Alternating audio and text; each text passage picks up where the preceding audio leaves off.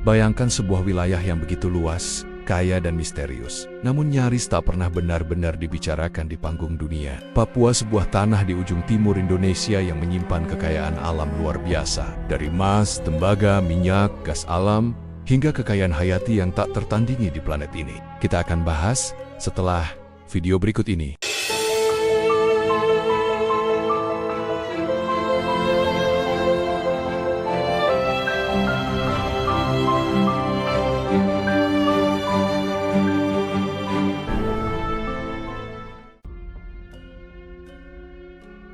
Di balik hutan lebatnya yang nyaris tak tersentuh, terbentang sumber daya yang membuat para raksasa industri dunia mengincarnya sejak puluhan tahun lalu. Namun, yang mencengangkan, perebutan ini tidak selalu dilakukan dengan invasi militer terbuka, melainkan lewat strategi senyap yang melibatkan diplomasi, investasi, bahkan operasi rahasia yang nyaris tak pernah sampai ke telinga publik. Seolah ada permainan catur global yang sedang berlangsung, di mana Papua adalah bidak paling berharga dan Indonesia harus mempertahankannya di tengah tekanan yang tak kasat mata. Jika menelusuri sejarahnya, Papua tidak sekadar wilayah pinggiran yang kebetulan kaya. Letaknya yang strategis di jalur Pasifik menjadikannya titik penghubung penting antara Asia dan Oseania. Tak hanya itu, tanahnya mengandung cadangan emas terbesar kedua di dunia, yang dikelola oleh perusahaan tambang raksasa yang jejaknya sudah ada sejak era Orde Baru. Namun, di balik kontrak dan perjanjian resmi, banyak rumor beredar bahwa sebenarnya ada kekuatan-kekuatan asing yang terus mempengaruhi kebijakan Indonesia terkait Papua. Beberapa laporan investigasi bahkan mengungkap adanya aliran dana misterius dari luar negeri untuk membiayai kelompok-kelompok tertentu di Papua, seolah sengaja menciptakan ketidakstabilan yang bisa dijadikan alasan untuk campur tangan. Selain kekayaan tambangnya, Papua juga menyimpan rahasia lain yang jarang dibahas: biodiversitas dan potensi bioteknologi. Hutan hujan Papua menyimpan ribuan spesies tumbuhan dan hewan yang belum pernah didokumentasikan secara ilmiah. Bagi para korporasi farmasi internasional, ini adalah tambang emas lain, bukan logam, tapi pengetahuan genetik yang bisa menghasilkan obat-obatan bernilai miliaran dolar. Tidak mengherankan jika ilmuwan asing kerap datang dengan dalih penelitian, namun meninggalkan wilayah tersebut dengan membawa sampel-sampel yang tak pernah kembali. Inilah yang membuat banyak pihak curiga bahwa eksploitasi Papua bukan hanya soal tambang dan minyak, tetapi juga tentang masa depan industri farmasi global. Yang lebih mengkhawatirkan, belakangan ini muncul laporan bahwa beberapa pulau kecil di sekitar Papua mulai mengalami perubahan kepemilikan secara diam-diam. Pulau-pulau yang dulunya dihuni masyarakat adat, kini tiba-tiba dibeli oleh perusahaan asing atau dialihfungsikan untuk proyek-proyek yang tertutup dari publik. Ada yang menyebut ini bagian dari strategi jangka panjang untuk menguasai jalur laut dan udara di sekitar Papua. Dengan mengendalikan pulau-pulau tersebut, pihak asing akan memiliki akses strategis ke wilayah yang kaya sumber daya, sekaligus mengawasi jalur perdagangan internasional di Pasifik Selatan, seolah-olah Papua sedang dipagari secara perlahan, bukan dengan senjata, tapi dengan kepemilikan dan perjanjian legal yang mematikan. Perebutan Papua juga tidak bisa dilepaskan dari kepentingan geopolitik negara-negara besar. Amerika Serikat, Tiongkok, dan Australia punya kepentingan masing-masing di wilayah ini. Amerika punya sejarah panjang keterlibatan di sektor tambang Papua, sementara Tiongkok gencar mengincar sumber daya energi dan mineral untuk mengamankan rantai pasokan industrinya. Australia di sisi lain memandang Papua sebagai benteng pertahanan utamanya dari potensi ancaman di utara. Bahkan ada analisis yang menyebut, jika Papua lepas dari Indonesia atau jatuh ke tangan kekuatan asing tertentu, keseimbangan kekuatan di kawasan Pasifik akan berubah drastis, dan ini akan memicu ketegangan militer yang bisa melibatkan banyak negara. Namun, bukan berarti Indonesia tinggal diam. Pemerintah telah berupaya memperkuat kehadiran militer dan infrastruktur di Papua, dari pembangunan jalan Trans Papua hingga perluasan pangkalan militer di wilayah timur. Tetapi tantangannya tidak sederhana, karena yang dihadapi bukan hanya ancaman bersenjata, melainkan juga infiltrasi ekonomi, politik, dan budaya. Ini adalah perang tanpa suara, perang yang dimainkan di ruang rapat, meja perundingan, dan jaringan korporasi internasional. Dan di perang seperti ini, siapa yang menguasai informasi dan uang, dialah yang menang. Di tengah semua ini, masyarakat Papua sendiri seringkali menjadi pihak yang paling dirugikan. Banyak dari mereka yang tidak pernah merasakan manfaat langsung dari kekayaan alam yang dikeruk dari tanah mereka. Infrastruktur memang dibangun, tetapi tak jarang hanya untuk kepentingan proyek besar yang dikendalikan pihak luar. Konflik sosial, kerusakan lingkungan, dan hilangnya kearifan lokal menjadi harga yang harus dibayar. Ironisnya, Suara mereka sering tenggelam di tengah hiruk-pikuk perebutan geopolitik yang dimainkan para elit dunia. Jika semua ini benar adanya, maka pertanyaannya adalah, apakah kita akan membiarkan Papua secara perlahan terlepas dari kendali kita? Bukan lewat perang terbuka, tetapi lewat strategi 1000 potongan kecil yang tak kasat mata? Ataukah kita akan mulai menyadari bahwa mempertahankan Papua bukan hanya soal batas wilayah, tetapi juga tentang kedaulatan ekonomi, pengetahuan, dan masa depan bangsa? Karena jika kita lengah, kita mungkin baru menyadari kehilangan ini ketika semuanya sudah terlambat, dan Papua telah menjadi milik pihak lain bukan karena kita kalah di medan perang, tetapi karena kita dikalahkan di meja permainan global yang licik. Pemerintah Indonesia secara resmi selalu menyatakan bahwa semua wilayah Papua berada di bawah kendali penuh negara. Namun di balik pernyataan resmi itu, terdapat jejak aktivitas yang sulit diabaikan. Peningkatan jumlah penerbangan kargo asing ke bandara-bandara kecil di Papua mulai terdeteksi sejak beberapa tahun lalu. Tidak ada penjelasan resmi tentang isi kargo tersebut. Namun beberapa sumber menyebutkan bahwa muatannya bukan hanya bantuan kemanusiaan, melainkan juga peralatan survei geologi berteknologi tinggi. Bahkan, ada kabar yang beredar bahwa sejumlah tim ekspedisi asing melakukan penelitian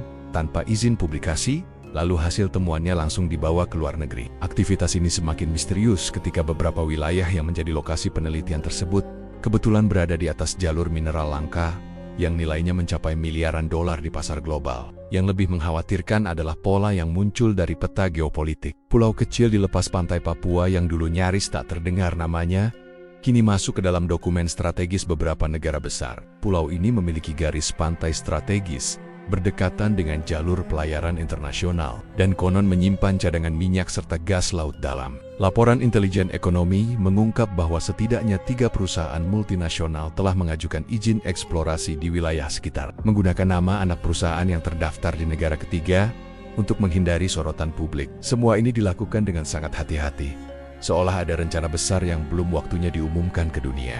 Di saat perhatian masyarakat Indonesia lebih banyak tersita pada isu politik nasional dan konflik sosial, elit dunia perlahan membangun pijakan mereka di kawasan ini. Tidak semua langkahnya terlihat terang-terangan. Sebagian besar dilakukan lewat kerjasama riset, perjanjian investasi yang terdengar sah, atau proyek bantuan infrastruktur yang pada akhirnya menguntungkan pihak asing lebih besar daripada rakyat setempat. Beberapa laporan menyebutkan adanya kamp pelatihan kecil di pulau-pulau terpencil yang dijaga ketat, bukan oleh militer resmi, melainkan oleh pasukan keamanan swasta internasional. Fakta ini menimbulkan pertanyaan serius. Jika benar tujuan mereka hanya penelitian atau bantuan, mengapa perlu pengamanan setingkat operasi militer rahasia? Jika tren ini dibiarkan, tidak menutup kemungkinan Papua akan menjadi salah satu titik panas geopolitik terbesar di Asia Pasifik. Potensi konflik terbuka bukan hanya antara Indonesia dan kekuatan asing, tetapi juga antara negara-negara besar yang berebut pengaruh di kawasan tersebut. Sejarah telah menunjukkan bahwa ketika sebuah wilayah memiliki kekayaan alam melimpah dan posisi strategis, persaingan untuk menguasainya tidak akan pernah dilakukan secara terbuka sejak awal. Semuanya dimulai dari manuver senyap seperti yang kini terjadi. Rahasia Papua tidak berhenti pada sumber daya alam dan biodiversitasnya yang luar biasa, karena lapisan terdalam dari misterinya justru menyentuh sisi sejarah dan arkeologi yang jarang disingkap ke publik. Di pedalaman, ada laporan-laporan tak resmi mengenai struktur batu yang tidak terbentuk secara alami, yang posisinya terlalu presisi untuk dianggap kebetulan. Peneliti independen yang pernah melakukan ekspedisi di wilayah ini mendapati formasi batu yang tersusun rapi dengan pola geometris, meskipun ditutupi lumut dan tanah selama ratusan bahkan ribuan tahun. Temuan ini, jika benar adanya, bisa mengubah pandangan kita tentang peradaban kuno di wilayah ini. Sebuah kemungkinan bahwa Papua bukan sekadar tempat terpencil yang terisolasi dari dunia luar, tetapi pernah menjadi bagian dari jaringan perdagangan atau pusat budaya maritim yang sangat maju di masa lalu. Namun, penelitian resmi kerap terhenti, akses ditutup, dan laporan-laporan ini jarang sekali sampai ke meja akademisi arus utama, menimbulkan pertanyaan besar. Apakah ada kekuatan yang sengaja menahan kebenaran tersebut? Jika kita mengikuti jejak informasi yang beredar di kalangan peneliti independen, akan terlihat benang merah antara kisah-kisah rakyat asli Papua dengan catatan sejarah dari bangsa-bangsa kuno. Beberapa legenda setempat menyebutkan kedatangan manusia asing dengan kulit pucat dan perahu raksasa berlayar menuju pulau-pulau di sekitar pesisir utara. Mereka digambarkan membawa benda-benda bercahaya, logam yang tidak berkarat, dan bahasa yang tidak pernah terdengar sebelumnya. Legenda ini sering diabaikan sebagai mitos semata.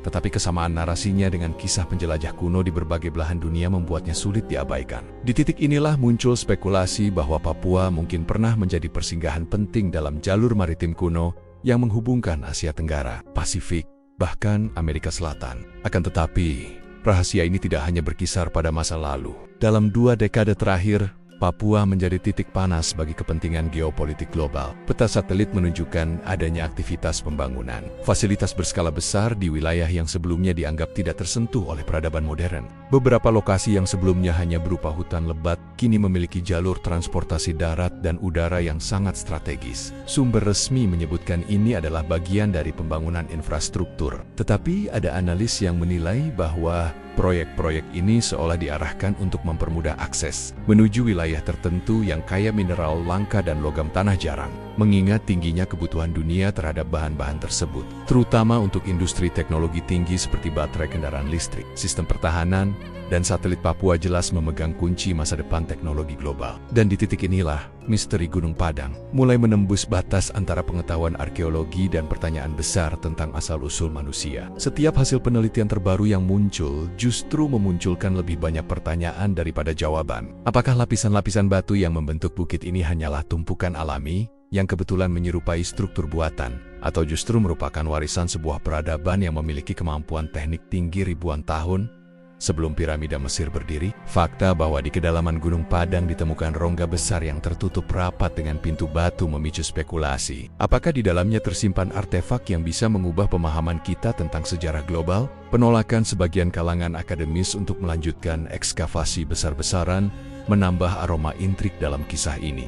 Alasan resmi yang sering disebut adalah risiko kerusakan situs, keterbatasan dana, atau fokus pada penelitian lain yang dianggap lebih prioritas. Namun, bagi mereka yang curiga, alasan-alasan ini terdengar seperti tirai untuk menutupi kebenaran yang terlalu berbahaya untuk diungkap. Gunung Padang, dalam pandangan ini, bukan hanya tumpukan batu kuno, melainkan sebuah kotak Pandora sejarah Nusantara. Kotak yang jika dibuka bisa mengguncang teori migrasi manusia, asal-usul teknologi, bahkan konsep peradaban dunia yang selama ini diajarkan di sekolah. Yang membuat situasi ini semakin rumit adalah fakta bahwa Gunung Padang tidak berdiri sendiri dalam lanskap misteri Nusantara. Ada situs-situs lain yang juga menunjukkan tanda-tanda kemajuan teknologi purba yang sulit dijelaskan dengan kerangka sejarah resmi, dari batu-batu raksasa di Nias, formasi megalitik di Sulawesi, hingga struktur bawah laut di perairan Kepulauan Riau. Jika semua ini ternyata saling terkait, maka Gunung Padang hanyalah pintu pertama menuju sebuah narasi sejarah yang sama sekali berbeda. Sebuah narasi yang bisa membuat dunia terpaksa mengakui bahwa Nusantara bukan hanya persimpangan perdagangan, tapi mungkin adalah salah satu pusat peradaban awal manusia. Pada Akernia,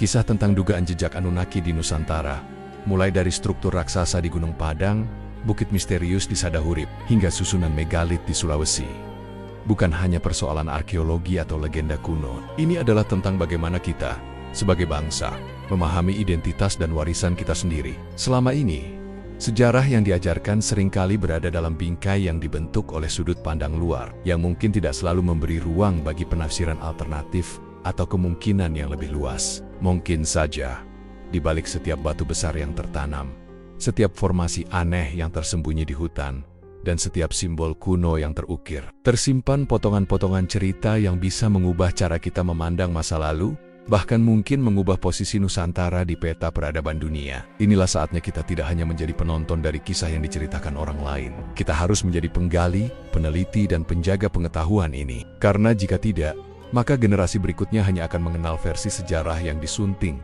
disederhanakan, atau bahkan dihapus. Entah benar atau tidak bahwa peradaban misterius seperti Anunnaki pernah meninggalkan jejak di tanah kita. Satu hal yang pasti, misteri ini memanggil untuk diungkap, dan jawabannya bisa saja mengubah segalanya. Jika kamu percaya bahwa kebenaran sejarah tidak boleh disembunyikan, dan bahwa masa lalu kita jauh lebih megah dari yang diajarkan, dukung terus riset dan pembahasan seperti ini. Bagikan video ini agar semakin banyak orang yang sadar dan bertanya. Tekan tombol subscribe untuk ikut dalam perjalanan mengungkap rahasia yang selama ini terkubur. Dan tinggalkan komentarmu, apakah kamu percaya bahwa jejak peradaban kuno non-manusia pernah ada di Nusantara?